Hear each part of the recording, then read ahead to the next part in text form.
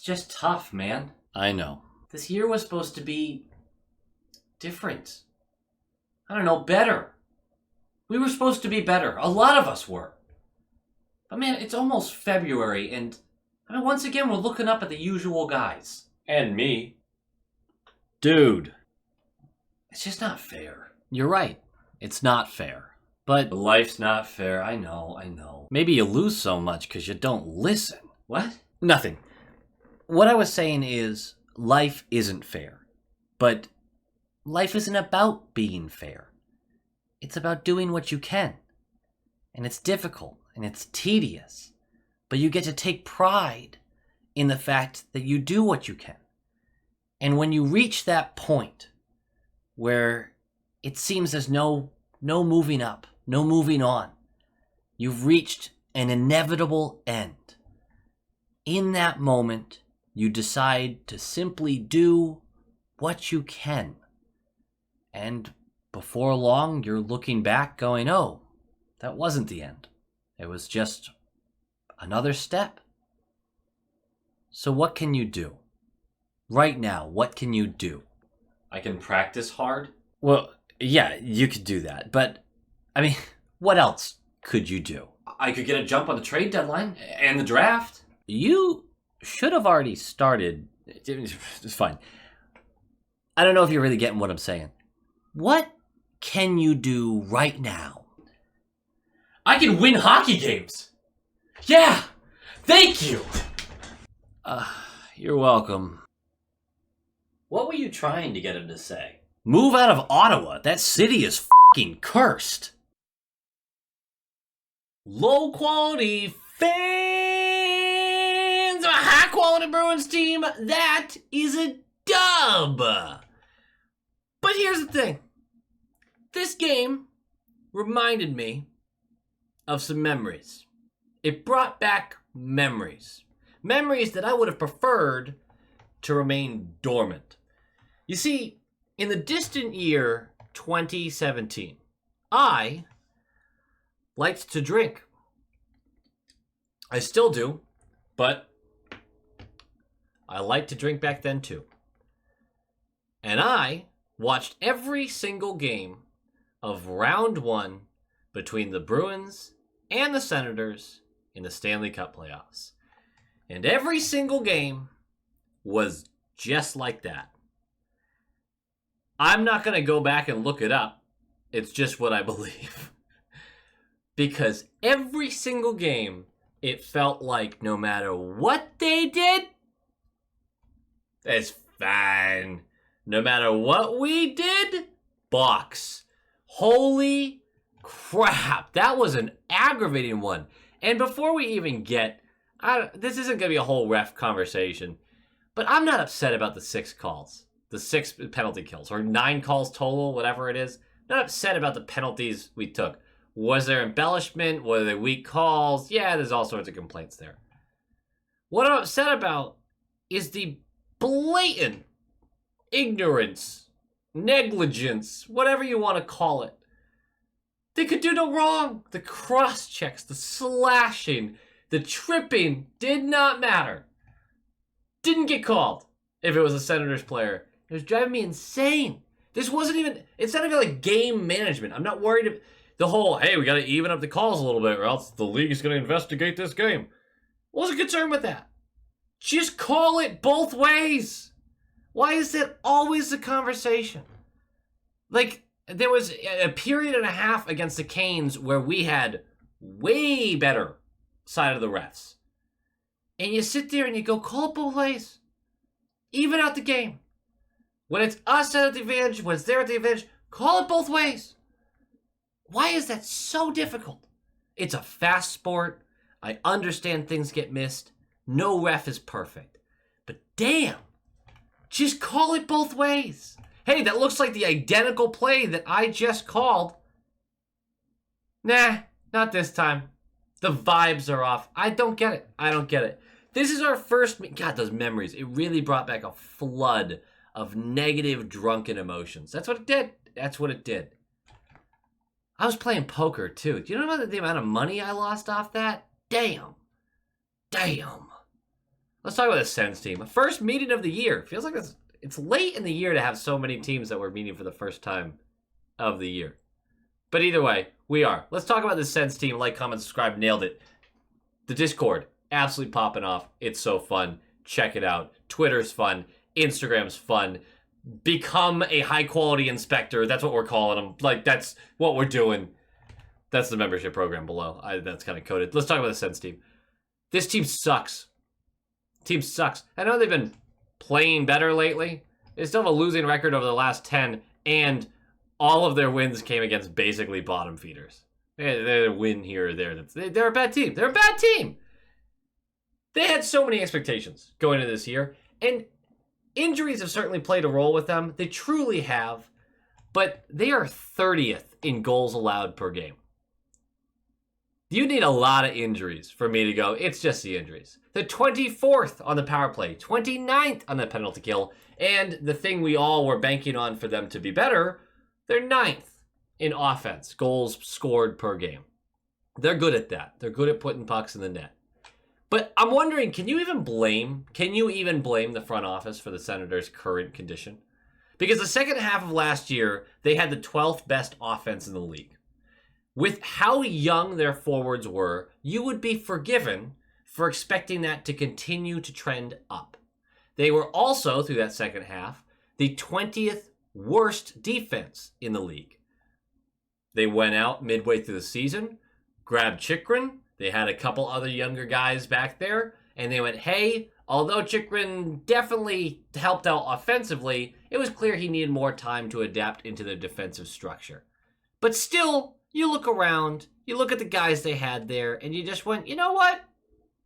That should improve. It won't be a top 10 defense next year, but it should improve. The goaltending. That was the concern, right? That was the big concern coming into this. Because Forsberg was actually having a great season last year. Great-ish. He had moments. Let's call it moments, because his stats weren't all that great. But he was solid. He had 902 through 28 games, but he had some real nice moments. And then he went down with a horrible injury during a game against the Oilers where he tore both his MCLs. And everyone went, I don't even know if this guy's going to look like a decent goaltender again. So what did they do in the offseason? They tried to fix their problem. And they went out and they overpaid for Korpisalo. They overpaid. We knew they overpaid. The years, I think 4 more years at $4.1 million for him.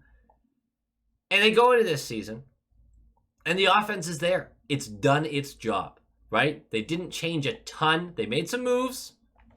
Doc and Kubalik, and they made some moves. But they expected it to be good, and it's still good. Defensively, they are terrible. They rank bottom 10 in the league in your shot suppression, in your expected goals against, in your scoring chances allowed. They're not good defensively. They don't snuff out offensive chances. And injuries have played a role. Shabbat obviously has missed a bunch of games. Sanderson and Zub have looked really good and really great in pockets of the season. But really it comes down to Chychrun, who is not doing well, and Brandstrom, who has not taken the step forward that they expected at really any point. Look, that's not great, but you signed this big goaltender in the offseason. Let's see what he can do with it. Well, what he can do with it is give you the worst goaltending in the league. Not individually, but between him and Forsberg, who's returned for some games, an .889 save percentage. Identical save percentages for both of them. They, as a team, are tied with the Canes. Thanks to Spencer Martin's performance last night, the Canes were 32nd. Now they are tied for last in the league for worst team goaltending. Save percentage. Words. It's bad. It's really bad. And Korpisalo, bad numbers again tonight. So let's go back to my question. Can you blame the front office? It just depends on how you want to read the cards, I guess. There was reason to believe in the offense, and that panned out. There was reason to believe in the defense. That didn't pan out at all. And then you went out and signed a goaltender who had a career year with the Blue Jackets and Kings, and he couldn't maintain it. That felt predictable, and I think a lot of people did. I don't know if I was one of those people. I don't think I was predicting that Corpusalo would be terrible this year. But hey, it is what it is. Screw them. Let's talk about this Bruins team, shall we? New lines. Marchand, Coyle, Pasternak, JVR, Zacha, DeBrusk, Boquist, Geeky, Frederick, Heinen, Patra, Steen. Patra comes back into the lineup. Lauko gets pushed out. Grismack, Lindholm, Carlo, Forbort, Wotherspoon, Swayman. Lauko was bumped. I thought when I initially saw it, I was like, oh yeah, Monty alluded to somebody getting banged up. It doesn't appear that he was referring to Lauko. It appears he was referring to Shattenkirk, who Wotherspoon came in for. I am surprised that Lauko got bumped out. I thought he'd been playing the best hockey of his season, which, you know, the bar was kind of low for him. But yeah, surprised to see him moved. I think they're just going to keep trying to cycle guys, keep them fresh for the most part. But let's talk about this game, shall we? Puck drops! 6:21 in. Ottawa's out shooting us 7-1. We slow start again. And suddenly, Forbort and Kostelic just go at it and get into a wrestling match. So we're going to play a little 4v4, and nothing happens. And 9:24 left. Pasta goes to the box for tripping. It's a call. It's a call. We're going to the penalty kill. It's a great kill. But we got to do it again because 7:08 left. Coyle is going to go for tripping. It's like directly after we kill that penalty, we're going for tripping again. This was a correct call. People were upset, but Coyle's stick was jammed into the Stutzler's skates. So I don't know what we're arguing with on that one. Either way, we're going back to the penalty kill. It's another great kill. They've had 0 shots on net through 2 kills. Excellent. And with 1:27 left, Bernard Docker for holding. I don't know how I'm supposed to... I didn't hear his name once other than that moment, that whole game. We're going to the power play. And immediately, it works out. We win the faceoff. Puck gets moved back to McAvoy on the right side of that right circle. He flings it over to Pasta, who one-times the bejesus out of this puck past Korpisalo. And it is 1-0 on the power play. And let's be clear. Ottawa, more or less, we were on the penalty kill a bunch this period. But they were the more offensive team in this period. It was a soul-sucking goal to allow that power play goal for us after they'd been the better team through 20 minutes. Either way, we're going to take a 1-goal lead into the second. And the second's going to be way better for the Bruins, at least initially to start, because the first 5.5 minutes were all over them. And then 6:05 in, we're dominating, but Pasta's going to go for hooking. We're going to go to the penalty kill. We kill all of our momentum with it. And it's another huge kill. And shortly after a puck gets behind Swayman, scary moment, weird bounce, it doesn't go in the net. We're going to force the play back up into the neutral zone. And Zacha, in the neutral zone, slams on the brakes, sees Freddie with speed, whips it across the blue line to him going over the middle of the blue line into the offensive zone. And Freddie is going to sniper Rooney, and jeez, it's Bardowski, high blocker. Unbelievable shot from him. He is on fire right now. And it's 2-0. It's 2-0. You have to feel amazing being up 2 goals on this Senators team, where you feel like even though you're getting outshot, you're going to get another or a couple more. It just doesn't look like they're good at stopping the puck. 9:48 left. Marchand for holding kills our momentum. We're going to go to the penalty kill once again. And then 30 seconds left of the penalty kill. Coyle and Heinen get a 2-on-1. It's the best chance of the power play in general. And Coyle lays a perfect pass to Heinen. And Heinen collects. It looks like he could have shot right away. He doesn't. He tries to set up. Shoots low on Korpisalo. Low blocker. Korpisalo makes a save. It's going to stay 2-0. And with 1:51 left, Frederick is going to go for tripping. This was a call. This was a call. 27.5 seconds left of the period. The Sens are set up in our zone. It's great puck movement. And eventually the puck gets down to Batherson, who's standing to the right of Swayman. And he's going to go behind the back. No-look pass across the slot to Shabbat, who has a wide open net. Buries it. As soon as he buries that, Wotherspoon gets in basically everyone's face. There's a huge scrum. I didn't know what was going to come from this, but really no penalties or no man advantages were handed out. So we're going to move on to the third, still up a goal. And with 6:42 left of this period, in which we've mostly shelled, we turtled up. Maybe it was just second half of a back-to-back or what. I don't understand it, but we turtle a little bit here. It's a weird one. The Sens try to feed it into the slot. It gets deflected, bounces up in the air, gets knocked down, and Norris accepts that puck knocked down and buries it past Swayman, who looked like he had everything covered on the short side. Somehow it squeaks through. It's 2-2, but they're going to review the play, and this is how bad the refs are at their job. It got knocked down by a glove, so I assume that's why they waved it, because I didn't see them go to the camera. They just talked about it and came out and said, no goal, with zero explanation in an opposing barn, where the home crowd, even though there was a huge cheer at the no goal, we're not going to get into that, you'd think the home crowd would like to know why isn't it a goal. The refs are bad at their job, and there's nothing that can convince me they're not. They're genuinely bad at it. 4:39 left. Wotherspoon for cross-checking. This was a call. Little over a minute into this one, and you knew it, right? You knew they were going to score on this one. There's too many power plays, too many opportunities. And it's a face-off win by the Sens. They get the puck over to the left side with Tarasenko, who's going down into that left circle. And he's going to hammer this one right past Swayman. And it's 2-2. Top blocker, too. It's short side top blocker. It's a great shot. 2-2, power play goal for them. We're going to overtime. Because, of course, why the hell not? The overtime's back and forth as usual. But about 2 minutes in, just under 2 minutes in, it's the Senators that get the best chance. They're coming in on the net. Stützle goes right around Marchand, gets right in on Swayman. Swayman has to kick the shot out. Great save. It goes right to Tkachuk. It bounces over his stick, which allows a 2-on-1 the other way. Coyle's going to feed Marchand before they even get out of the neutral zone. Marchand's going to go down into that left circle and bury this low glove. It's 3-2, overtime winner. Marchand, I believe, is top 5 now. You know, we can talk about some game notes. Here's the problem I have with the game notes.